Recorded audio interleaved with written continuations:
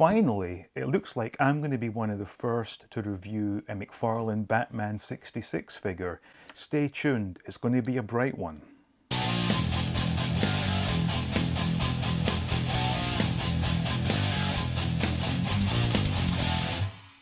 Welcome back. Now, if you've been watching this channel for any amount of time, you will know that I am a huge fan of McFarlane's Batman 66 line. However, I'm typically last to receive my orders, and when I do a review video, they get overlooked because there are a ton of videos out there already. And in fact, today I was just checking and was rather disappointed to see there are a few videos up already of the latest wave that hasn't even been released by Target yet, where people had been sent in advance sets of figures directly from McFarlane to do videos on, and the fact that I'm overlooked does make me a bit annoyed. But anyway, moving on, this box should indeed contain the pink cowled Batman, of which at the time of recording there are no videos up yet, so hopefully I'm going to be first.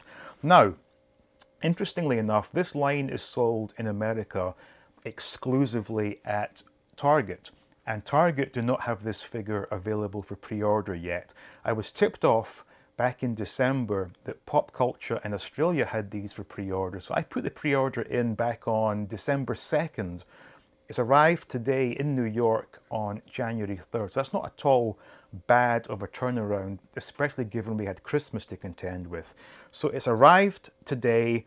I'm extremely excited, so without further ado, let's see what the pink cowled Batman is all about. Now, I should add as well that when I did the announcement of these figures a month or so back, a few people commented asking if the pink cowled Batman was just a lazy variant on the part of McFarlane, or did Batman ever wear a pink cowl? Well, the answer is yes, he did. In the episode The Contaminated Cowl, Mad Hatter sprays Batman with a radioactive spray, which then turns the cowl pink. So yes, this is an actual version of Batman that was seen in the TV show. So, let's see what it looks like. Okay. So, as always, I do get two of each figure. One to open, one to keep carded. So, there's one, and there's two, and that's it. A bunch of air bubbles. So, first impressions. Well, I have to be careful here because I have gone overboard in the past about the fact there are so many repaints in this line. And this is basically the ultimate repaint, where they've just done the head where the cowl is painted pink. But unlike all the other figures we've seen so far, we do not get those stupid text bubbles. We are getting some accessories for the first time, so that's a major, major plus. Again, front of the card back simply shows you the Batman logo. It doesn't tell you what character you're getting. That is found on the back, and unlike Target, Pop Culture did not stick barcodes on it, so that's a nice one, Pop Culture. Picture of the figure. All we can really do is get one of these opened up and give it a close inspection, do a side-by-side with the original Batman. But I'm interested to see how he holds these accessories, because this is a new first for this line, and hopefully this is how they're going to go going forward, because I have literally dozens upon dozens of these text bubbles that I'm never going to use. So nice to see some accessories. Let's get one opened up and we'll take a real close look at it. Out of the packet, and you won't be surprised to hear that the bodies of these are identical. However, it does appear as if they've used a new head sculpt, as Batman is looking a bit more jowly. It's almost as if he was based on myself here with the fat face. But nice to see they have done a new head sculpt, and the pink does absolutely stand out. Quite amazing, really. Now, the accessories it comes with are rather nice. We get a bat radio and a batarang. Unfortunately, we still get the left hand as a clenched fist, so we can only use the right hand to hold the accessories. So you have to pick either batarang or bat radio if you're displaying it with the accessories. Speaking of the batarang, it does come with a pre-cut hole if you so wish to thread some string through it to give it a slightly more authentic look. Not sure why they couldn't have just done that for us, but the option is there if you so wish.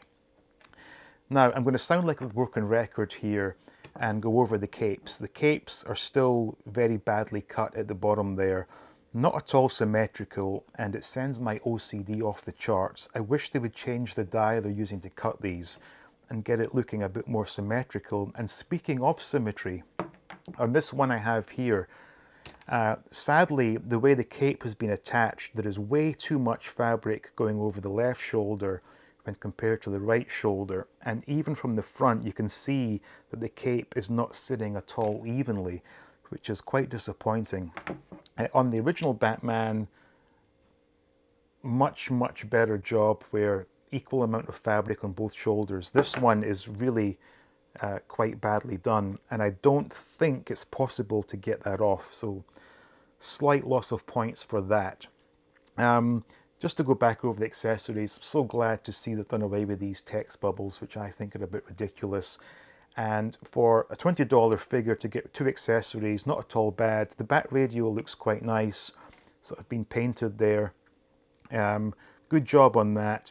Now, who is this figure aimed at? Clearly, only diehards of the TV show are going to buy this, given the fact that when I did the announcement video showcasing what was coming up, I did have a number of people ask if Batman did appear in the show like this, or was this just McFarlane doing a repaint for the sake of repaints? No, in the season 2 episode, The Contaminated Cowl, Batman did indeed appear on screen like this. So this is, in my opinion, a real, genuine variant on the original Batman figure. So I'm very glad to have this in my collection. And unlike the Alfred as Batman, when these two stand side by side, they look nothing alike. So that's another bonus right there.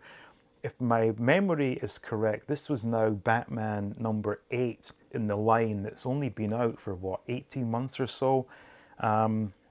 I believe there's some sort of contractual obligation where each wave must contain at least one Batman. I'm not sure what that should be, but if that's how it is, I really don't know what they're going to do next, because we've had almost all the different Batmans as he appeared in the show, so who knows. But anyway, there you go. That's my thoughts on the pink cowled Batman. I do like it. I just wished it was put together slightly better. It's just unfortunate that, because once you see the cape is not symmetrical, you can't unsee it. And if, like me, you have OCD, it's going to continuously bother me. But it is what it is, and for 20 bucks, it's not bad. So there you go. Please let me know what you think of this. Let me know in the comments if you're going to get hold of one of these, or is this just one variant too far for you? So as always, thank you so much for watching. Please like the video, please share the video, and make sure you're subscribed, and stay tuned for more videos from All Things 80s.